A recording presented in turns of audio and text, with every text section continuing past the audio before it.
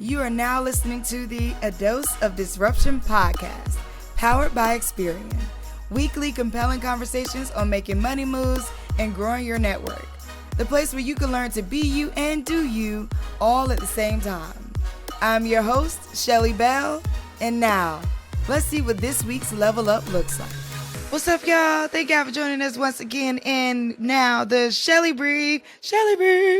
Okay. So today I want to talk about, y'all heard in the news, the little black kid, 14-year-old boy who was accused of stealing a white woman's phone, and she basically tackled him at SoHo. Right. Well, TMZ is reporting that the father of the teenager is saying that he is seriously traumatized after the confrontation and feels like he should go to therapy. He's now wondering things like, is he good enough to own an iPhone, or like whether he's out of place at a hotel, at a nice hotel, because it's a SoHo, right? You know, I think it's so interesting because he's 14. And on one hand, I can hear some people really, really minimizing what he might have to say. Like, am I good enough to own an iPhone? Like, why me is the question that the little boy is asking.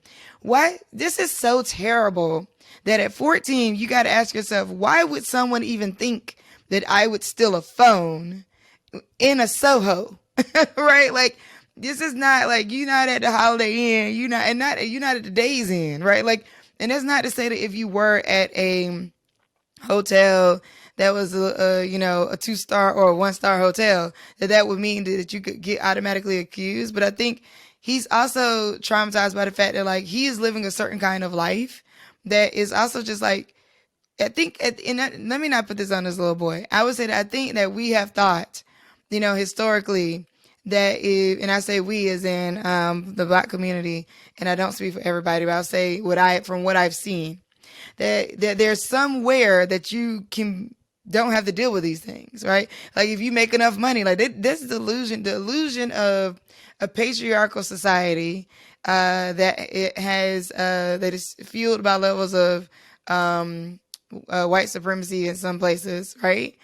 I would say that the idea is that somehow you cannot be deemed, the thief on the corner just because you're black, right? Somehow you have made enough money, you have made it to enough places, you have survived enough, you have grown enough, you have earned enough, or you can now be looked at as somebody that can just commonly steal a random iPhone from someone, that you won't be accused in this way because, hey, if I'm in a SoHo, you in a SoHo, right? You in a SoHo, I'm in a SoHo, right? Like, why do I need to steal your phone when clearly we can afford to be here, right? Or we have the ability to be here, or the right to be here, or the space.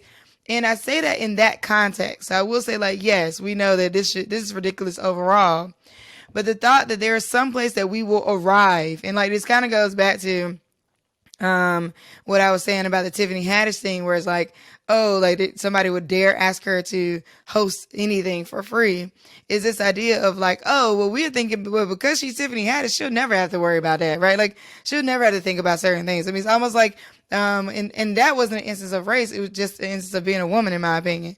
But just like LeBron James, some years back, somebody spray painting the N-word on his house. We're thinking that at some point, you're going to arrive to a level. We have been taught to think that at some point, and this is respectability politics, that you're going to arrive at a point where you're going to have some level of equal opportunity. You're going to have some level of equity, or some understanding that, like, hey, we got the money, you got the money. We got the life, you got the life. We are not so different, because even if you wanted to look at certain communities and be like, oh, they're whatever, they couldn't afford to be over here with us. Snooty, that's not the case. You're thinking that you're going to somehow pop out of that. You're going to somehow like pop on and be on the top of that ceiling. That is not true. And it's so sad that this 14-year-old boy has to even be asking himself, am I good enough to own an iPhone? Am I out of place at a nice hotel because I'm black? That is ridiculous. And I love that the parents are openly speaking about, seeking therapy to help him cope through this. I do hope that they're able to find a therapist that is a great fit to help him move through it. And that this is a signal to the community overall, people overall, that this can cause PTSD. You having to deal with being minimized in this way just because of the color of your skin, just because somebody doesn't know you because of whatever they think about whatever black people are. Now you were dealing with this. It's ridiculous, and we should seek therapy. We should seek help and to cope through this. And that also has historically been deemed not okay, because in underrepresented communities, seeking therapy means something's wrong with you, and something wrong with you means somebody can track that, which means that you can be attacked for it in some realm of your life. And so I love that, like, these parents did not have to tell the world through, report to TMZ, or let anybody know that this is what their son is dealing with, and this is what they are working to do for him. So I really just shout out to those parents who are willing to let that be known, so that we all can take a second and go, this 14-year-old boy is having to deal with that. Imagine the number of times you've had microaggressions as a woman, as a person of color, as a black person. Imagine the number of times you've dealt with that day to day, just having to work through that. And are we seeking help for it? Are we seeking therapy for it? Are we having people around us who can help us, coach us through it?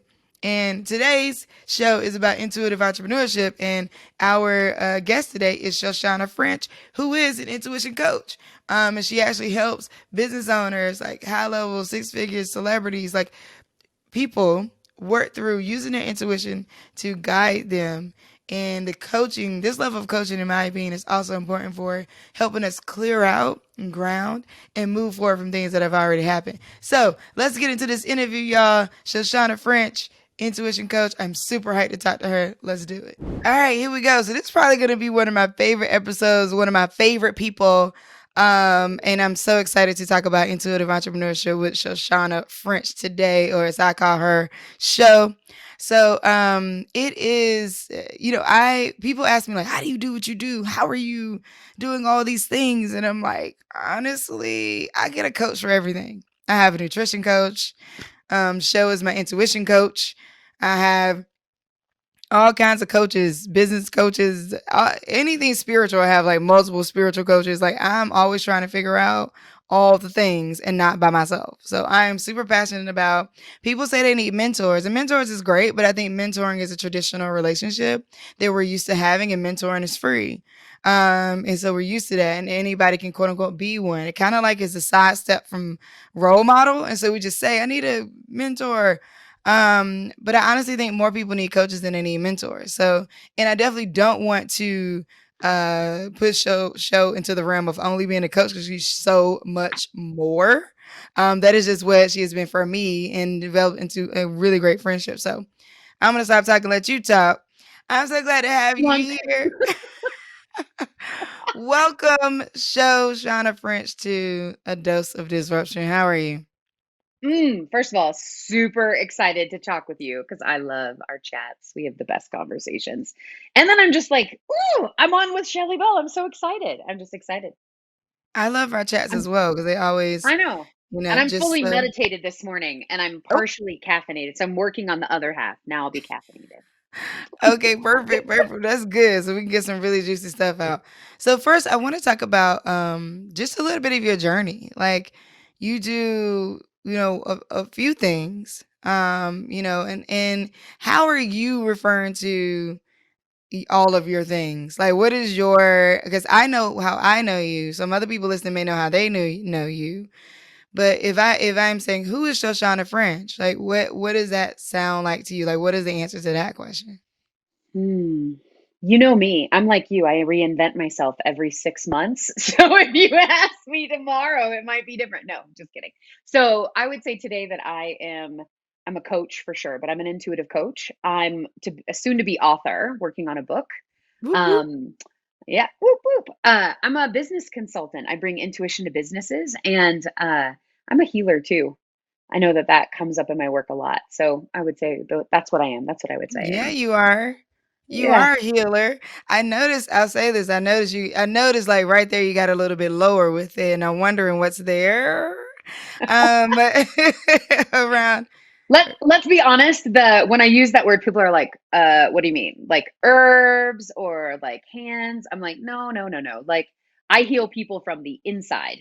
People are all stuffed up on the inside, and when you are more aligned with your true self, then you can heal your own self. So I'm funny about using the word healer because I'm not healing you, you heal yourself. Hmm. However, that's a word people understand, so that's a word I use. I like it because self-actualization, comes up for me there. It's like, the more that you are yourself, the more you will be yourself, you know? Mhm. And that looks like coming through some things that needed to be removed, shaked, addressed, acknowledged, and just kind of move through them. Because once you name it, then there's a level that you can go. So I love that. So in your work, I love like business consulting and intuitive entrepreneurship for me has been just moving on what I'm thinking about. Oof, what I'm gonna do that. I'm gonna do that. Ooh, I'm gonna wake up. I'm gonna build a TP in my living room. Why not? Let's do it. And that's really been like me trusting 100%. But tell us a little bit about more, if there is any definition at all, or like how do you refer to what is intuitive entrepreneurship? What is intuitive business consulting? What does it mean to use your intuition in business? Well, intuitive entrepreneurship for me just means there are lots of formulas in the world for how to be successful in entrepreneurship.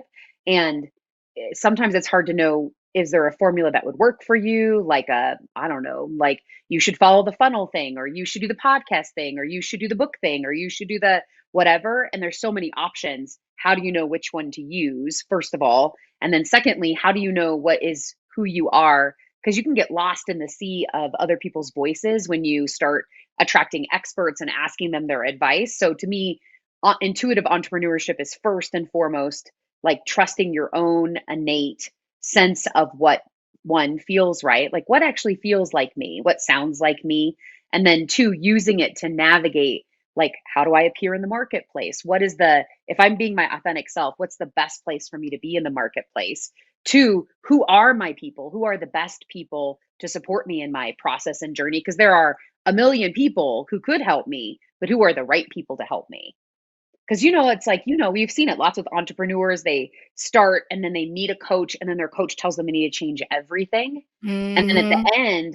at the very end of all that coaching, what you have is a lot of confusion. So I tend to do consulting with people who have gotten a lot of like conflicting advice, and none of it fit really with them. And they didn't totally know what to do. They're like, I don't know, like all of it seemed like a good idea, but none of it really fit. So to me, intuitive entrepreneurship is starting with yourself and then using your intuition to guide you outside to bring the right experts, the right support, the right, you know what I mean? That's intuitive I love entrepreneurship that. to me. Yeah, no, I think that's awesome. And it's interesting because there's so many times that in entrepreneurship stories that people will say, I heard a voice, I had a feeling, I had a thought, I just went with my gut. But still, there's some type of weird taboo around using yourself in an intuitive way or anything related to the S word, spirituality. When it comes to and even what you said about healing, right? In African communities and African American communities across the country, healing is a word, and it is a very important word. Yet and still, going to saying it in some circles among the powers that be in our country around like the type of religion or whatever you should practice feels like a no-no. So what for people out there who are like, oh, I think I'm having a spiritual feeling, I think I'm supposed to, what are some things that you've seen or some ways that you talk to people about what it means to like really go with who you are and what you're feeling? There's so many battles against that when you're looking at everything externally that's telling you, no, don't go with who you are, go with who they are. Or like Mm. what are some of the ways that you talk to people about, what intuition can mean for you or, moving through that? What about what they're saying? What they're saying is more right than what I'm saying.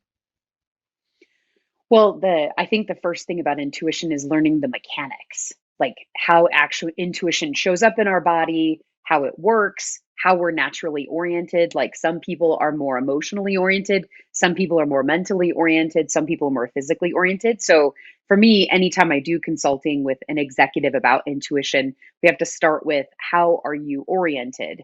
And then most executives I talk to, they're especially the really successful ones, but newbies who might be listening to this that are, entrepreneurs or maybe startups even, and are like, well, what the idea for this business came to me, and now I can't get another idea for how to grow it. So where did that original idea come from? And then how do I get another idea to be able to grow it? Is if you want, once you learn the mechanics of how your intuition works, I like how you call it I had a spiritual feeling, but like once you figure out the mechanics of how your intuition works, then you can use it on purpose. Like, cause it, One it works like any other skill. right. One of the things that I learned from you, and one of the reasons why I decided to work with you is because for me, from the Black community in church, it was thinking about anything other than religion in the way that you would operate, it was felt wrong and felt like, oh no, I gotta call it God and I gotta call it Jesus and I gotta go to it. And it is the only voices that I can actually listen to. Because if I call it angels, if I call it spirit guides, if I call it ancestors, if I even call anyone that's not in the church a healer, then it's deemed as a negative, right? And one of the things you Mm, said to me early on, like when we were just in our like discovery call phases, you said, you know what? Everybody has intuition. So it's not a matter of it having to fit inside or outside of some context of something you already practice, but that you are just already have it. And that if we take it away from it having to be some, big, spooky, undefined force of light out out in the world, which it absolutely is. But if we just take it out of that and just say, hey, like everybody's having gut feelings, just how do you use yours deeper? How do you, like you said, mechanics, actually operate in it bigger? Like, what does that look like? So I always appreciated that because it made me not, think so spooky about it. Do you have other people that kind of come in with that? Like, I don't know, because am I, if I listen to my gut, and I don't call it God, or if I listen to my gut and I don't call it Jesus, am I, ooh, what am I gonna do? And then I want God to be in my business, so I don't know what the, like what do you ever encounter those kinds of anxiety that oh people yeah. are facing? Yeah, well, you know what? You know this. We've talked about this before. You have to speak in a way that people can hear. So the people that I work with who are really religious, and that part is really important to them, and they have a fear of going against kind of some fundamental values they have. What I say is God talks to. You can say it this way, like, which is still true for me. God talks to everybody, but Lord knows we are so stubborn and we do not listen. We are too busy and too stubborn to listen. So intuition is a way of connecting to and hearing, feeling, seeing, knowing the way that God's trying to nudge us in the direction that would have us be most happy, be most connect to our family, have the greatest success, help our community. But man, we are so stubborn. We just don't want to listen. If it sounds like I've had that lots of times where I had a client that I was working with, and she was thinking about being acquired, and her intuition, right, for her, the voice of God was like telling her it was a bad idea. She did not want to hear that because it was going to be a lot of money, and then she could go and retire. But this thing was like, don't do it. Well, she did it anyway, and it was a big, big old mess. It was a big old mess. So Mm. I think that when people come to me who are really religious, like this, it doesn't, intuition is not religious in nature. It's just an instinct that we have, and if you learn how to use it, it can connect you to whatever is important to you. So if having a close personal relationship with God, Jesus, whatever, the church, people in the church, it will connect you. Or if what's really important to you is being able to be more connected to your body because you want to be healthier, or being more connected to your spouse, or more connected to knowing the right thing to do for who you should attract mentor or coach or consultant, or I don't know, even what gift to buy people. Honestly, you can use it for anything. How is COVID? How have things been during the quarantine for you? Has it have you seen an uptick in business? Have you seen a slowdown? Like how has the pandemic affected how you've been able to work in your business? Well, I would say there have been three big effects. One is everything now is virtual, and I used to see people in person. So I miss people. I'm one of those. I'm like what is that? ENFJ. I'm like, where are my people? I miss people. So it's nice to see people video wise, but I miss people. So for sure, everything now is virtual.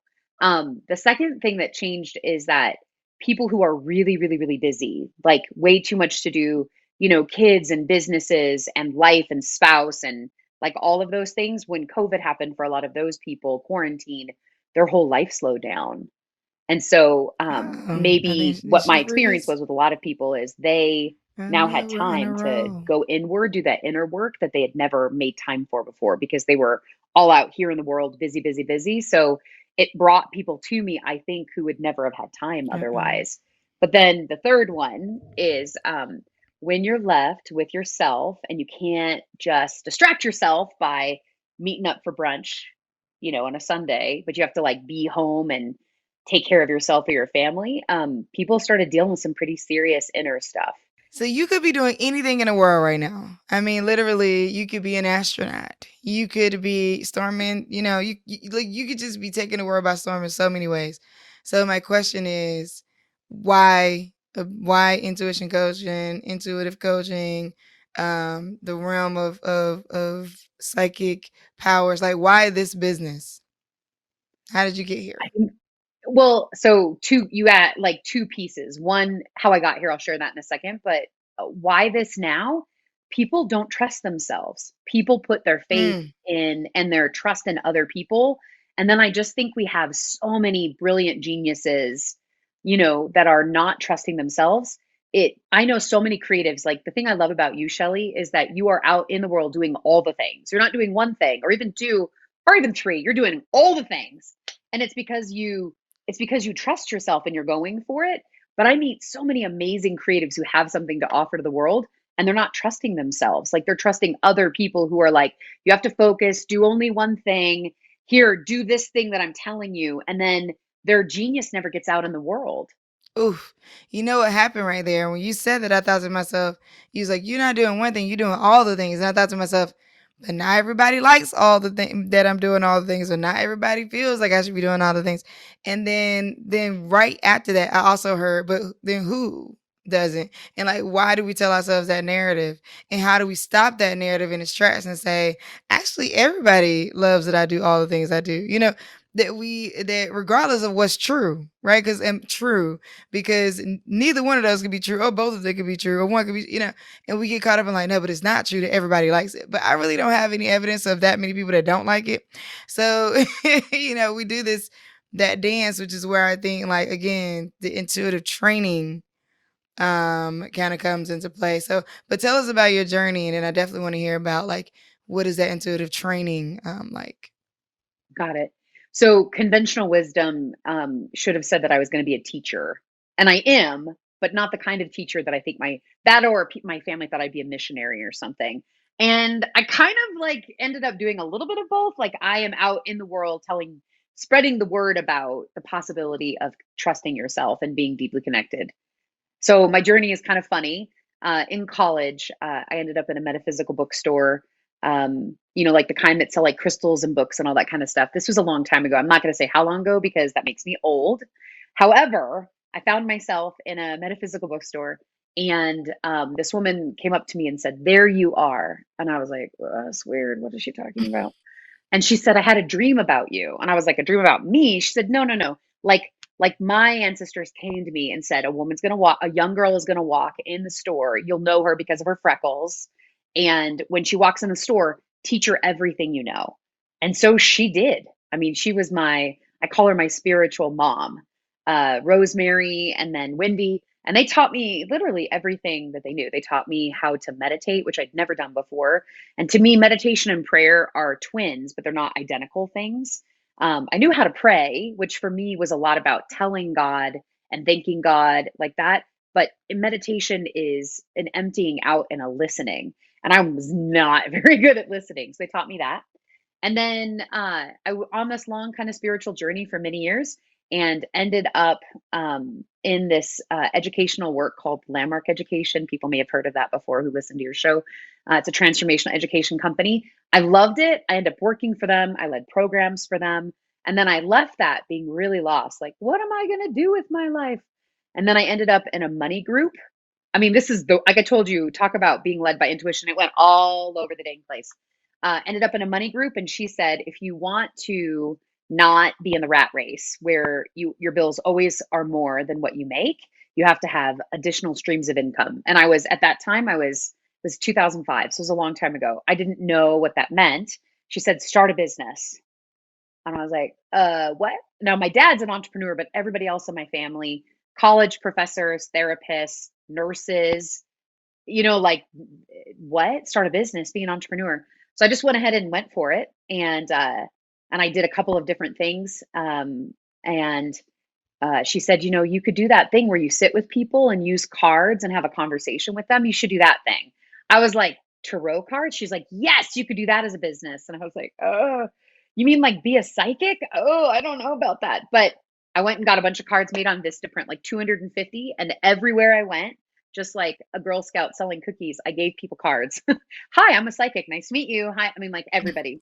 Um, and then I would meet people at coffee shops and give readings. And I did that for a while. And then I got a phone call on like the 25th of December, 26th of December from the Denver Post where I live. This was in 2009. They said, Santa Claus is sick and he can't do an eye on sports. And I was like, what? They said, well, every year, and I don't read the newspaper, so what would I know? So I said, every year on New Year's Day, Santa Claus does this thing about what's going to happen the upcoming year with all Colorado sports. We wondered if you wanted to do it. I was like, what are you talking about? And every, like, my brain was like, no, don't do that. You don't like sports. That's stupid. But my intuition was like, oh, that's a yes. And so then I checked with my trusty at the time boyfriend, Steven, and his intuition was like, yes, too. And I was like, all right. So I said yes. And on like literally the day after Christmas, this ginormous thing comes out with this picture that was huge in the Denver Post, psychic eye on sports. And I went from this little kind of small, not very busy business to I was on like 3 radio shows, I was on 2 television programs, and it like it got busy. Like I had to start taking credit cards, and I had like it was a whole thing, right? This was like 12, almost 11 years ago. And that changed the Wow. whole trajectory. And in the process of doing that, like actually I met, like I did a reading for an NFL coach and his whole family. Like they came up our little street in a stretch Humvee limo. And they all came out and they sat in our living room, like Bronco player, and like sat in our living room, got a reading, and it changed what I was doing. And to me, that like the thing I like to talk about is micro adjustments. Like intuition is sometimes not like a big ginormous thing, right? It was just a micro adjustment to say yes to an opportunity, and that particular opportunity changed everything that's happened ever since. And that, to me, that's how intuition works. It's intuition guides you in the moment, micro adjustments to places where you would say no because your fear inside is telling you that's a terrible idea, but your intuition tells you to try it anyway. And so that to me is the whole point of intuition. And there's been lots of opportunities, right? Like when I met you was at a friend's birthday party who was a new Mhm. friend. I'd only known him 4 months. And he invited us within the first 5 minutes of meeting me and a bunch of friends.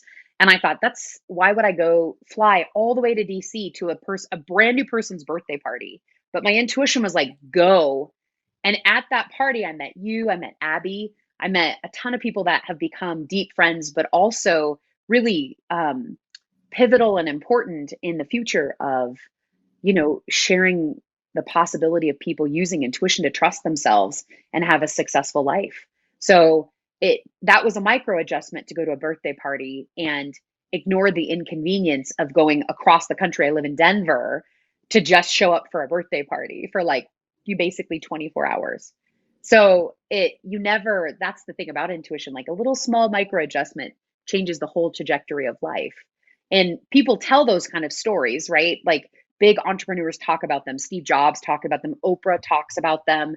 Ariana Huffington talks about the moment that Huffington Post popped into her mind to create, but they don't always attribute them. Those guys attribute it to intuition, but not everybody attributes those like little moments of like popping awareness, new ideas. But I'm actually, those are awesome. And what's more amazing are those little tiny insignificant moments, like that movie Doors. Did you ever watch that? Sliding Doors with Gwyneth Paltrow. It's like, depending on the door you go through, it changes everything that happens afterwards. And it shows you like 5 or 6 different decisions she made and then how the whole of her life changed after those decisions.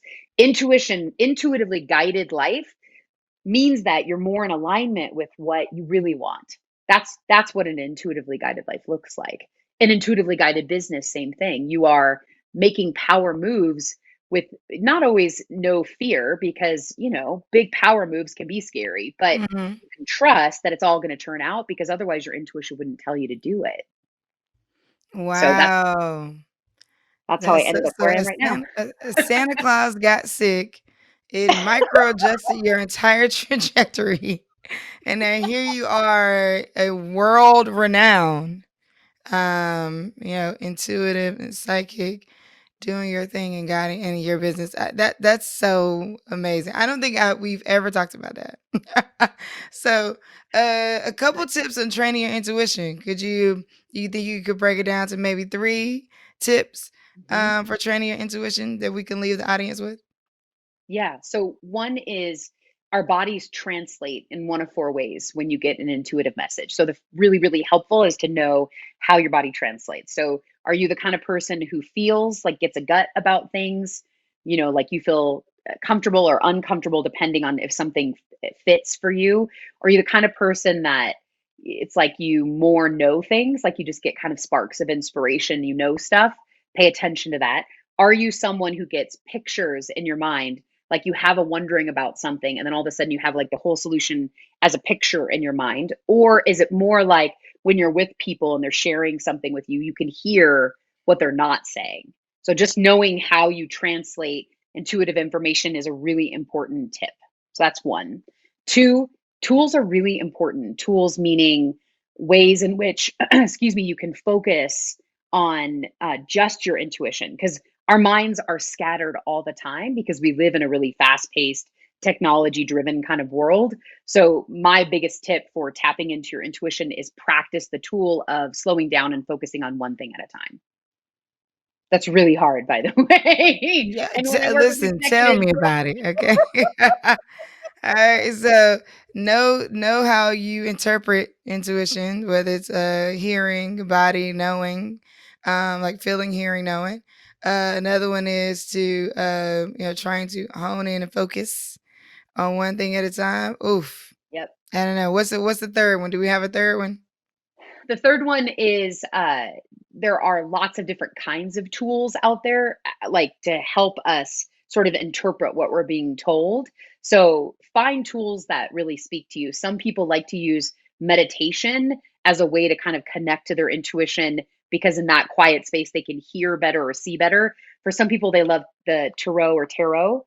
Some people really like runes or I Ching, or there's so many different kinds of interpretive tools. When I work with executives, that kind of thing you can't bring into the boardroom. So Mm. I teach people this thing called automatic writing, which is where you kind of ask a specific open-ended question where meaning the answer is not yes or no, and you just kind of clear your mind out. You get into that quiet space and then you just write and kind of dump out.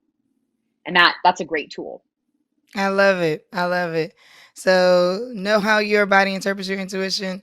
Use tools to hone in and focus. Choose the tool that works best for you. I think, I empower, encourage everyone to get all of Shell's information, look her up, actually do a discovery call with her, engage in what she has going on, because and get the big package. Like, I don't know where her big package is right now, but get the full package, because she's taught me like 7 tools and how to use them all over the course of the 6 months that we spent together. So I empower and encourage people to, like, it really has. If you're wondering too out there, like, how is Shelly doing all that Shelly's doing? It is definitely intuition, and it has definitely been a gem to have her really coach me through it. Because I was having so many feelings, but I didn't have any practical way to handle them.